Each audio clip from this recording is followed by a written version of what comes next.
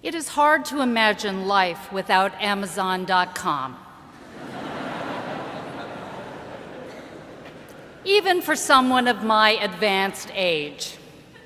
After all, where else can a few clicks of a mouse take you from the latest novel by Toni Morrison to an 18th century edition of the works of John Locke, having stopped in power tools and women's shoes along the way? Yet the founder and chief executive officer of the world's largest e-tailer, whose net sales surpassed $24.5 billion in 2009, is only 46 years old. And Amazon.com has only existed since 1995, making it even younger than the class of 2010. The moral of this story is that the right idea in the right hands at the right time can change the way we lead our lives. The idea in this case was harnessing the power of the nascent internet to create a virtual bookstore of limitless proportions. The hands were those of our speaker, Jeff Bezos, a self-described nerdy computer science and electrical engineering major who graduated from Princeton with highest honors in 1986. And the time was 1994, when he and his wife, Mackenzie Tuttle Bezos, of the class of 1992, exchanged the security of Wall Street, where they worked at D.E. Shaw & Company, for the uncertain prospects of a dot-com startup. But then, as Jeff points out, failure is an essential component of innovation and invention. If you know it's going to work, it's not an experiment. And Amazon.com was nothing if not a grand experiment. Working on improvised tables in the garage of his Seattle home and using his parents' savings as startup capital, Jeff defied the forces that cause most young companies to fail. Partly, he admits, through sheer good fortune, but also because of his unwavering determination to create the world's most customer-centric company. And as he notes in his company's latest annual report, of the 452 goals that Amazon.com has set for itself this year, 360 of them will directly affect the customer experience, while the word revenue is used on only 8 occasions. I do not advise you to start off with 452 goals this year, by the way. But this is just one of the keys to Jeff's success. Another lies in his exceptional ability to marry commerce and technology in creative ways, in his sheer inventiveness and willingness to take the risks inherent in this process. Indeed, the history of Amazon.com is one of daring leaps. One such leap involved creating the capacity to search inside the books sold by his company, not by designing a modest pilot project, but by committing the resources to make it possible to scour the text of more than 120,000 volumes when this feature debuted in 2003. Other innovations have included one-click shopping, online product reviews by customers, and of course, the Kindle reading device, which we test drove in 3 courses this fall. Mirroring the rapid growth of Amazon itself, the number of books available through the US Kindle store topped 460,000 in 2009, just 2 years after its launch. And there's no turning back. Our vision is every book, every printed, in any language, all available in less than 60 seconds, Jeff has stated. An audacious proposition, to be sure, but as Albert Einstein once observed, if at first the idea is not absurd, then there is no hope for it. Perhaps the American Academy of Achievement summarized our speaker's impact best when it noted, having already revolutionized the way the world buys books, Jeff Bezos is now transforming the way we read them as well. I like to think that Princeton helped to lay the groundwork for this revolution. Dreamer and doer, entrepreneur and engineer, refreshingly unassuming even in the face of unimaginable success, Jeff has done his alma mater proud. It is a true honor and pleasure to welcoming him back to Old Nassau today.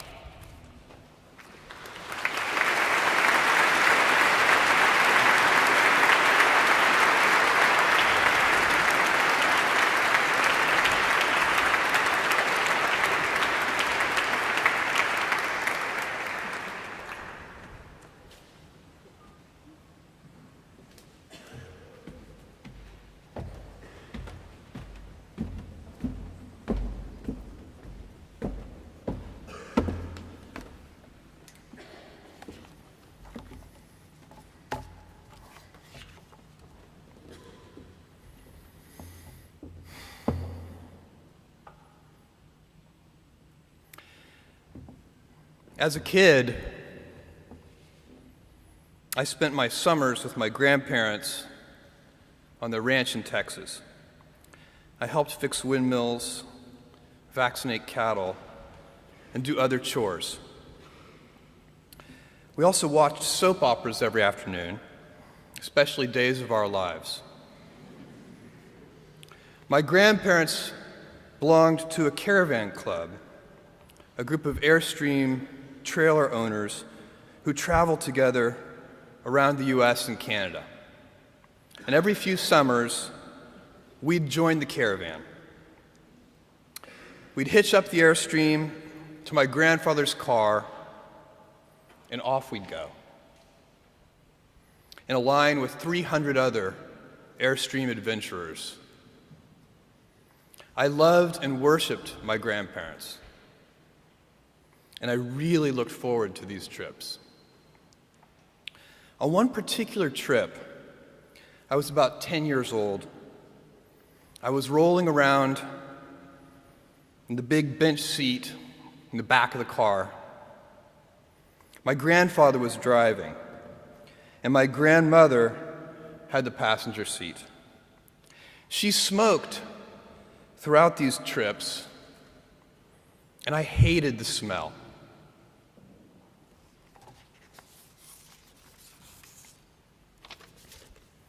At that age, I'd take any excuse to make estimates and do minor arithmetic. I'd calculate our gas mileage, figure out useless statistics on things like grocery spending. I'd been hearing an ad campaign about smoking. I can't remember the details, but basically the ad said, every puff of a cigarette takes some number of minutes off of your life. I think it might have been 2 minutes per puff. At any rate, I decided to do the math for my grandmother. I estimated the number of cigarettes per day, estimated the number of puffs per cigarette, and so on.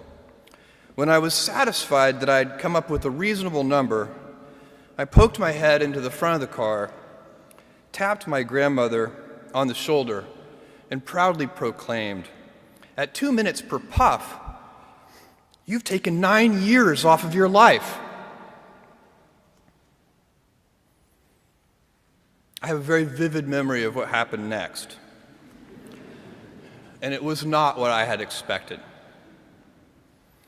I expected to be applauded for my cleverness and my arithmetic skills. "Jeff, you're so smart. You had to have made some tricky estimates. Figure out the number of minutes in a year and do some division." That's not what happened. Instead, my grandmother burst into tears.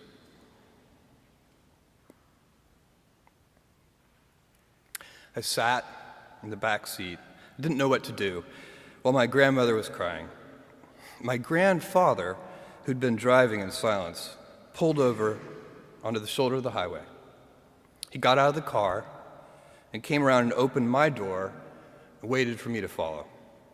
Was I in trouble? My grandfather was a highly intelligent, quiet man. He had never said a harsh word to me, and maybe this was to be the first time. Or maybe he would ask that I get back in the car and apologize to my grandmother. I had no experience in this realm with my grandparents, and no way to gauge what the consequences might be. We stopped beside the trailer.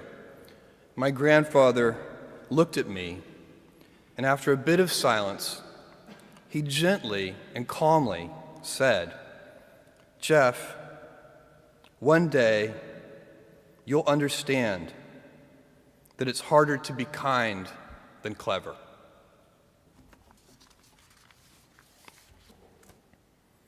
What I want to talk to you about today is the difference between gifts and choices. Cleverness is a gift.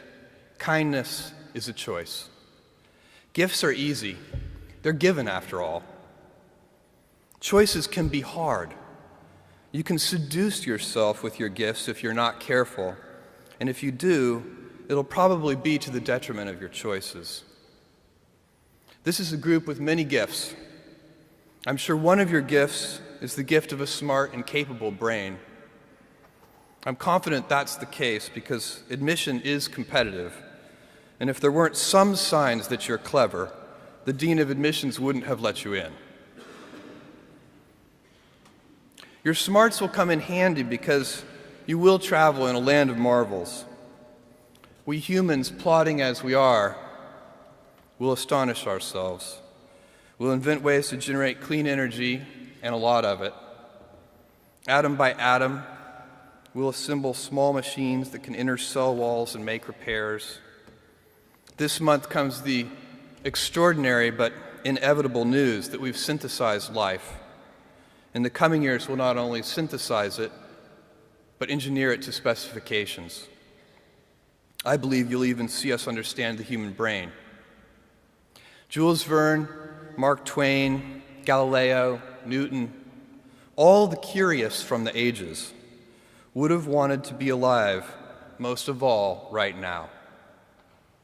As a civilization, we will have so many gifts, just as you as individuals have so many individual gifts as you sit before me.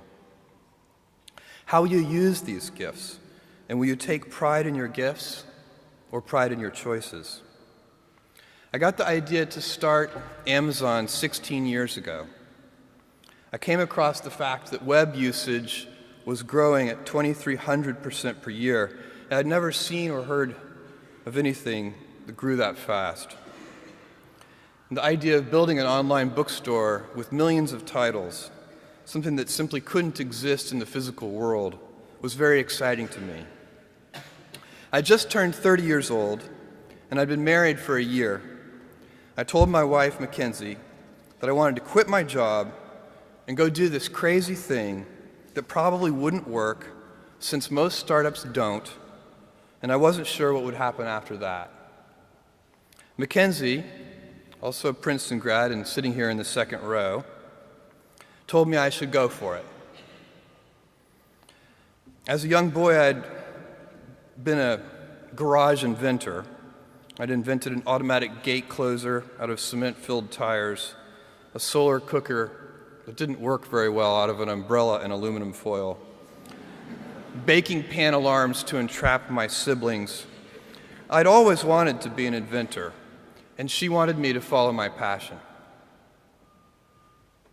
I was working at a financial firm in New York City with a bunch of very smart people, and I had a brilliant boss I much admired. I went to my boss and told him I was going to start a company selling books on the internet.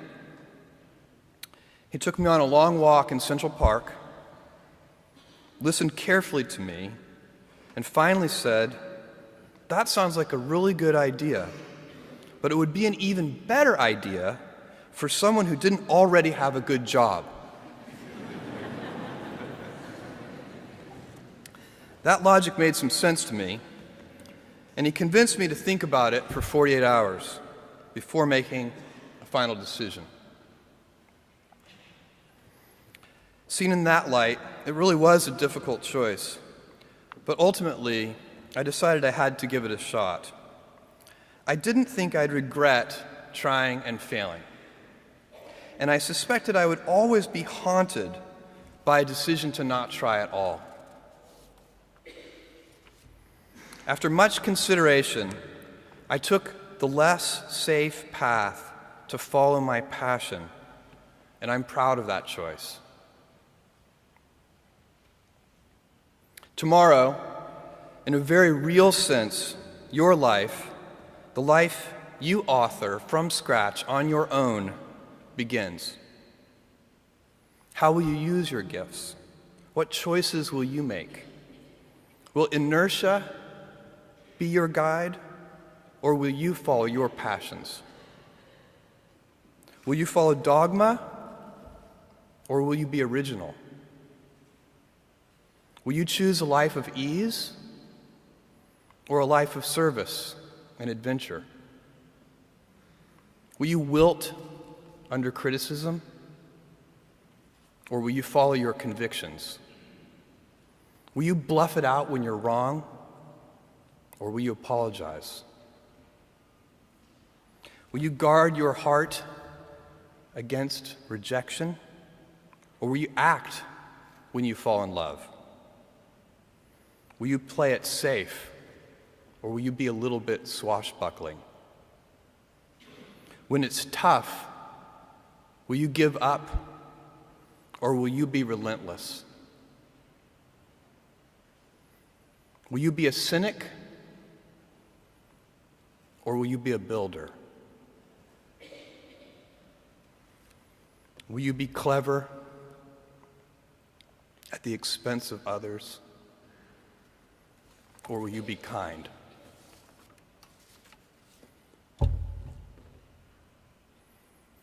I will hazard a prediction. When you are 80 years old, and in a quiet moment of reflection, narrating for only yourself the most personal version of your life story, the telling that will be most compact and meaningful will be the series of choices you have made. In the end, we are our choices. Build yourself a great story. Thank you, and good luck.